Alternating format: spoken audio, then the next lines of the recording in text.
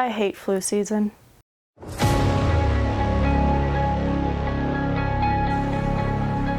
It takes discipline. It takes hard work.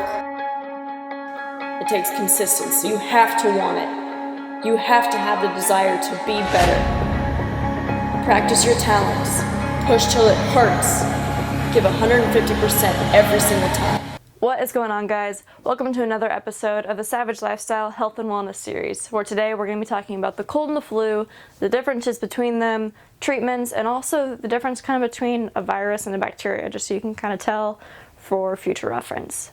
Yes, it is cold and flu season, unfortunately, and there's not really a lot of things you can do to treat them once you get them. They can be prevented because they are both viral infections, which means when a virus enters your body, it's going to attach to a cell and reproduce itself and then do that throughout your whole immune system until your white blood cells take over. The cold and the flu, yes, they are viral, which means they can be prevented with a flu shot or another vaccination, but it cannot be treated with antibiotics.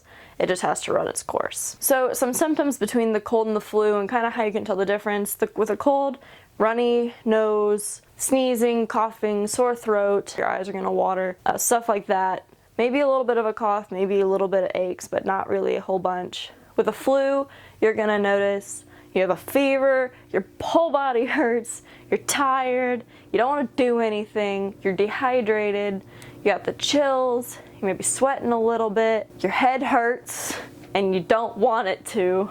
Yeah, that is the difference between the two. Now, a virus is, like I said before, attaches to the cell and then reproduces itself because they are much smaller than bacteria. When bacteria enter your body, they are just a infection that goes in and can be treated with antibiotics, but those are something that doesn't really need a host to live, while the flu does need a host to live, which is why it attaches to your cells. And the cold symptoms kind of come for a couple days. You kind of feel it coming on, you're like, shoot, I'm getting sick. And while the flu hits you, it just kind of hits you at like 2 o'clock in the morning when you're sleeping, and all of a sudden you just get really freaking cold and you don't know why, and then you feel like butt for the next week. So yes, these are both viral infections. They can be spread by touching contaminated surfaces, not washing your hands, kissing somebody who is already sick, drinking after somebody who's already been sick. Just don't drink after anybody this time of year. If you have your boyfriend or your girlfriend and you want to kiss them, just know what may happen if they have been sick or been around somebody that has been sick, but they don't get sick. You could get sick. See how many more times I can say that fast. Don't sneeze and cough on your hands. Do it in your arm.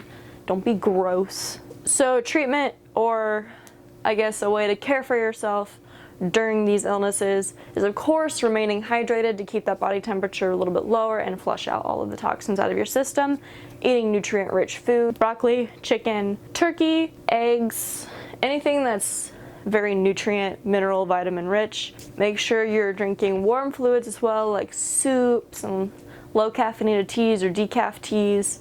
Make sure you're resting. Make sure you're getting enough sleep. Make sure you're not doing a bunch of moving around or heavy working out or anything of that sort, because you know your body's trying to recover. But if you must work out when you're sick, do what I have heard be called LIST training, or low intensity steady state training, like walking.